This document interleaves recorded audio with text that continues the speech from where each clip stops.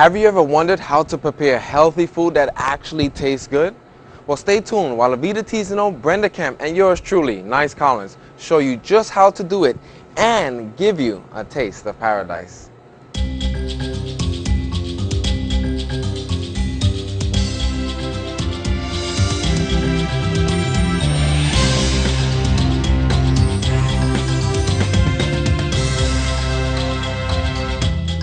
My name is Brenda Kemp. And my name is Evita Tezeno.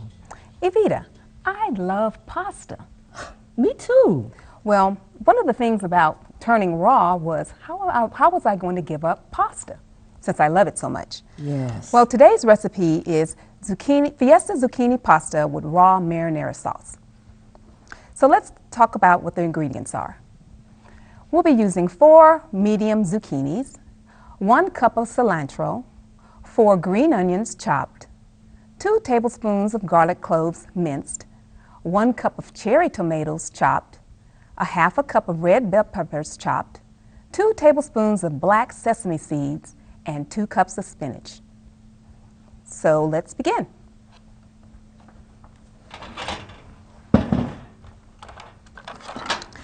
Brenda, this seems like it's loaded with nutrients. It is packed with nutrients. And one of the good things about zucchini is that it's available year-round. Really? So these are organic zucchinis that we'll be using today. It has spinach and cilantro and all. That's wonderful. So what we do is we cut the ends off of our zucchinis, and I've already done these ahead of time. And what we're going to be using is called a spiralizer. Now this little machine spiralizes our zucchini so that it comes out looking like spaghetti.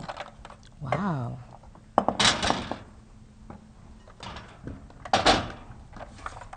So what we do is we put the back end of the zucchini onto there, we close it in with that, lock it in, and spiralize. Wow, look at that. We have left the skin on the zucchini because the skin, since it's green, it's packed with vitamins. But if you so choose, you can skin the zucchini.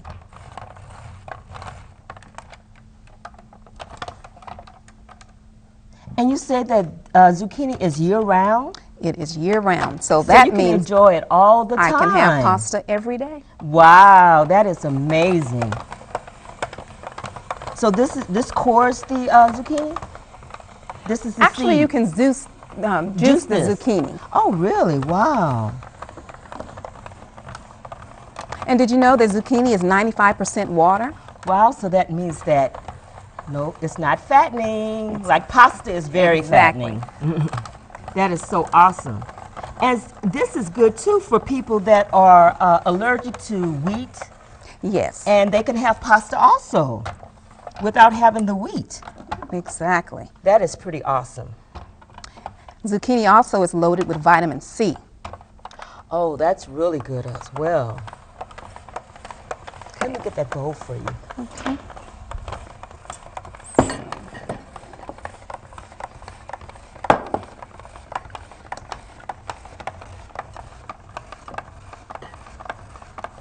It's also good exercise. Let's see, I didn't do that too good. Okay, got one more to do. We'll do this last one.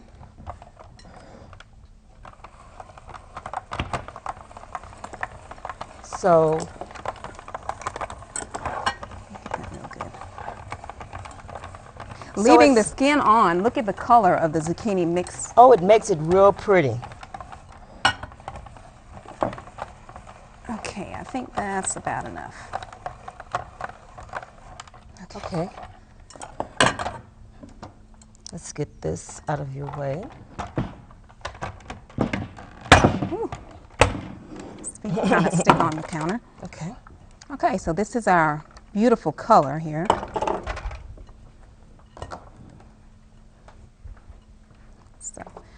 So then what we want to do, I have chopped up some spinach. There you go. So we'll add that. And spinach is rich in iron. That's very good for us. Yummy. Let's add in some cilantro. Yummy. And some green onions. And with all this green, let's add in some super bright red tomatoes. Oh, wow, that's going to be gorgeous. As well as some bell peppers.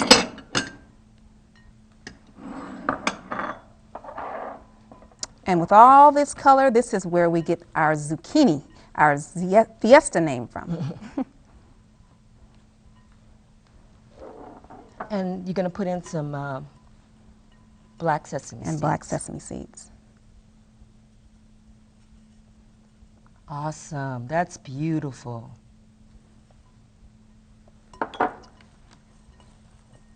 There we have it.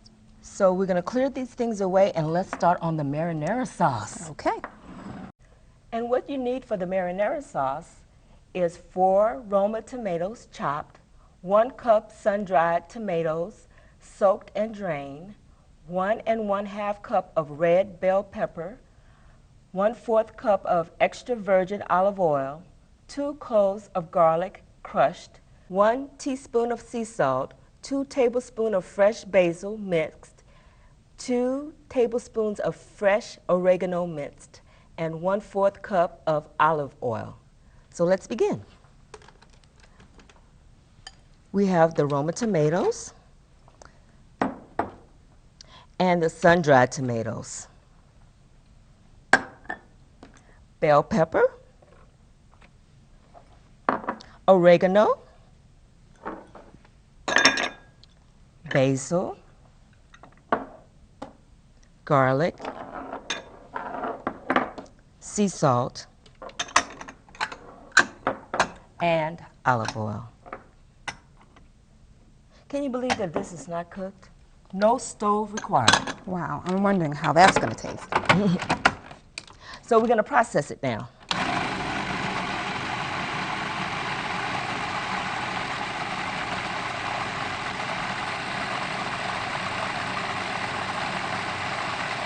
Oh, it smells so good. Wow, look at that. Wow. Let's get our plates ready to plate it. So Brenda, if you were having a dinner party, we can serve this. This is also good for a church fellowship dinner. Look how gorgeous that looks. Yes, it's beautiful. All my friends really like this. Okay, let's get a bowl for the marinara sauce now. Isn't this wonderful? Do you have a spoon?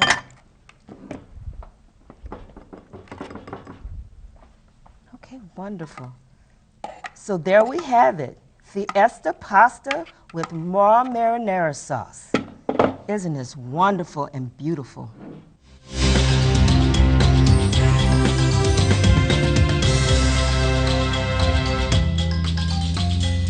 Balance and a blessing, carbohydrates.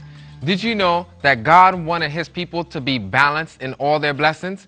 Many people ask, what are you talking about balancing the blessings? Well, today we're going to look at a couple of items on how we can do that. In our program especially, we don't say anybody is per se fat, as some people would say, overweight, obese, and we don't say people are skinny. Some may say thin, or you know, what they call people frail and stuff like that. In our program, we believe that some people are actually over-blessed and some are under-blessed. Now, people say, what are you talking about? We don't like to discourage people. Our goal is to actually encourage them. And I can imagine if I had too much blessings, if somebody just said, man, Nyse, you're fat, I wouldn't be very motivated to do anything because I'll just be discouraged. So our goal is to focus on helping people. And so we decided to term this item a blessing. And people say, well, how could fat be considered a blessing? Well, there's a couple of reasons why. Number one, we believe that God has blessed his people with what? finances. He blessed them with money, and so as a result, they have so much money, they don't share it enough, they don't give enough, maybe they don't help enough, so they kind of keep all of that money to themselves, which is the money, like I said, is a blessing. But then as a result, they go out now and they start to buy things. And they don't just like buy anything, but they buy like more food. And we don't just buy like one bag of rice. We actually buy the supersized bag. What else do? We don't buy just like one juice, but we buy like 10 juices.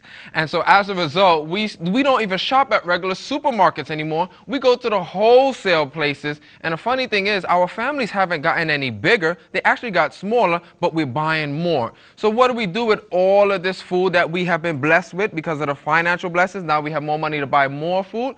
We go ahead and we start to eat more food. So now the blessing leaves the financial realm, and as a result, because we don't give and share enough of our food blessings, we start to, now the blessing is what? Manifested in one way or another. And some of us are overblessed and some are underblessed. And people say, well, how can you prove that? Well, just look at the homeless man.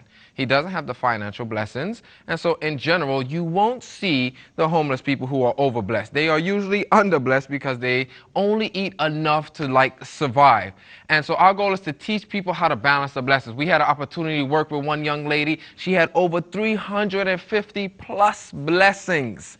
Literally, she was overblessed. But as a result, she was thinking of getting what is known as the gastric bypass. Y'all know what that is, where they just cut the stomach. A matter of fact, these days, they don't even cut your stomach no more. They just throw a band around it. They call it the lap band or gastric bypass. And I asked her a quick question. I said, ma'am, is it an emergency to have the surgery? And she says, well, I don't know. I said, well, contact your physician, because we work along with physicians and practitioners and nurses and everybody there. We don't say anything bad about them. Work along with them. And so she went and she called her physician and said, is it an emergency? The doctor said, well, it's up to you. If you want the surgery, then you could go ahead and do it, and then you'll lose weight. But here's the thing. In those programs, you actually lose weight. When you do these procedures, you lose weight. And sometimes you lose so much of it, you have to go back and do another surgery because now you have the extra blessing of skin. Y'all know what I'm talking about? So many people now, they go back and they get a whole nother thing, and they call it something like a total body lift or something, where they remove all the excess skin and stuff because they've actually lost weight so fast.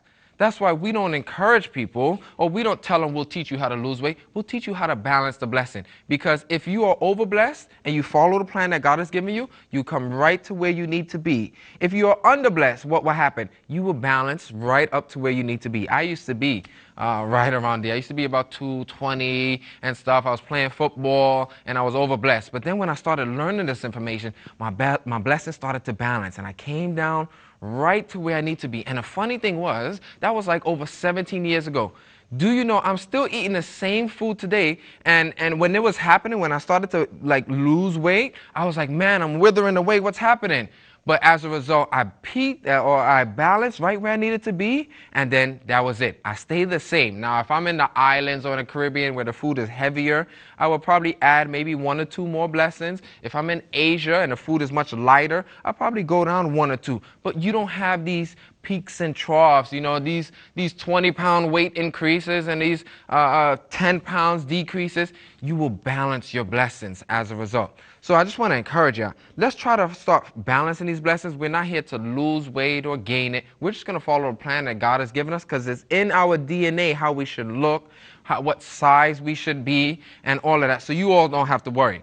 But what we notice is those people who follow these diets, you know what I'm talking about, right?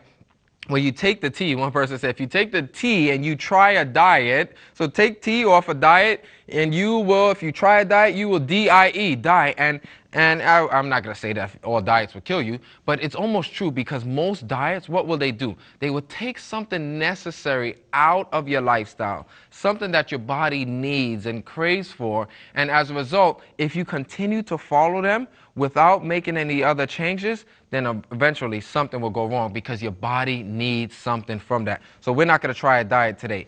Actually, what we're going to do, we're just going to eat the way the Lord wants us to eat, and everything else is going to work out. But one of those diets that we'll look at today, because we're going to focus on carbohydrates. This is like the big scary word with many people around town. They're like, what? Is that a carb? Is that a carb? And they won't eat it. And so you look at their plate sometimes, and they got a nice piece of veggie meat, amen, or maybe even a piece of chicken or a fish or something like that. And then you look on the other side of the plate and you probably see some veggies or something. And you're like, wait a second, something is kind of like missing here. And you say, what's going on? They're like, well, I don't eat no rice, I don't eat no bread, I don't eat this and I don't eat that. And everybody is like trying to avoid these carbs. Well, that could be a little questionable. Why? Because carbs are a necessary part of your diet. You need it. You can't live without it. It's like brain food. So what we're going to focus on today is how to incorporate some carbs into our diet, how to choose the proper ones because it's necessary. You need to have it every day. And this thing of like hiding away from it, we're going to have to go ahead and wash that to the side because you will see the benefit of doing it. But there's one carb in particular, and we'll look at a couple here today that many people say, well, I don't eat at all because it makes me fat. Or in our program, we would say they think it makes them overblessed, and that carb is rice. Now, y'all know what I'm talking about. Nobody wants to eat rice. Oh, the rice makes me overblessed, and I don't want to do it. You remember the lady I was just telling you about who was going to get that gastric bypass surgery? She had over 350 plus blessings. She went ahead and started following the plan. A matter of fact, she started eating more carbs now. And as a result, in the first month, she balanced, meaning that like she lost like almost 24, 25. The second month, 22, 23. The third month and fourth month. Over about 6 months, she balanced, meaning that she went down in her weight over 100 plus blessings. You know what that means? Over 100 plus pounds. Just by following the simple things. And a matter of fact, she was actually using carbs. And now today, let me tell you real quick. You know what happened to that surgery? They canceled the surgery. No more surgery, not needed. The doctor said, I don't know what you're doing, whatever you're doing, keep doing it. She don't need the surgery anymore, and as a result, she's actually eating carbs. And I wish she could be here to tell you some of the story. But today, y'all gonna learn your own because what we're gonna do, we're gonna learn how to make some of this. And that rice that we were talking about, the one in particular that we're going to look at is brown rice, okay? Some call it whole grain rice because a lot of us, we like the white rice, and white rice does taste good, but it may not be the best thing. It's actually a refined product. It's almost like white flour and white bread. It's not the whole grain. If you actually look at your white rice, and I want everybody, if you're at home, call the kids, tell somebody, go grab me a white rice and a piece of brown rice, or you know what I mean, a grain. And if you look at it closely, you'll see that the white rice has been processed or refined. You know, I'm thinking in Spanish here. What you will see is on the top of that white rice grain, you see a little cut. Okay, I'll grab a little grain of brown rice. You probably can't see it here, but get your own. This is mine. They went ahead and they cut it. So you see a little cut going across the top. And then if you look at the bottom of that white rice, you see a little, like a little claw. You know what used to be there?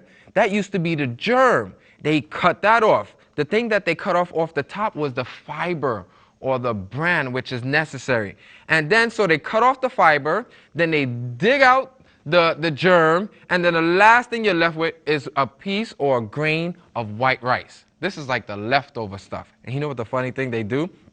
With that bran that you just had, they take that, they probably mix it up, add a little sugar, they make cereal, and they call it whole grain, or not whole grain, bran flakes or something like that. And then they sell you that for another $5, $6, or whatever the currency is. And then they take that little germ that we were looking at, you know, if you look at your white rice, you'll see it. It'll be missing a little part. They take that germ and they put it in a glass jar.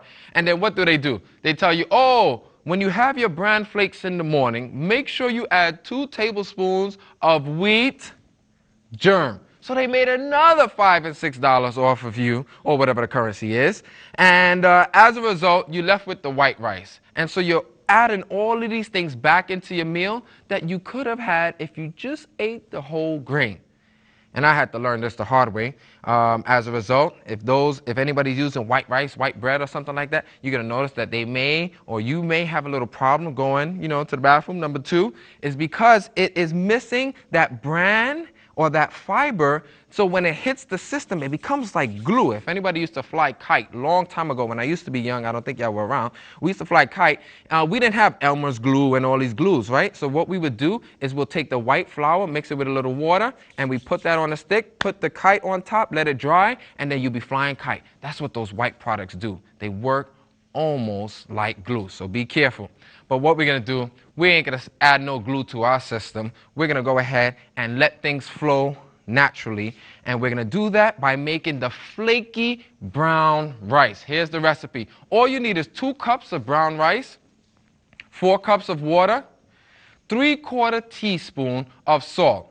And anytime we do say salt in our program, you know what we're talking about. We're talking about sea salt. And that's all you need. A little problem where people say, oh, brown rice is great, but it takes so long to cook. Or I'm just so tired of it, and it's always so hard. Or if I do make it, I have to cook it properly. It becomes really sticky, and I feel like I need chopsticks to eat it. But you don't have to do that anymore, because today we're going to make flaky brown rice, which is almost like the white rice that you make.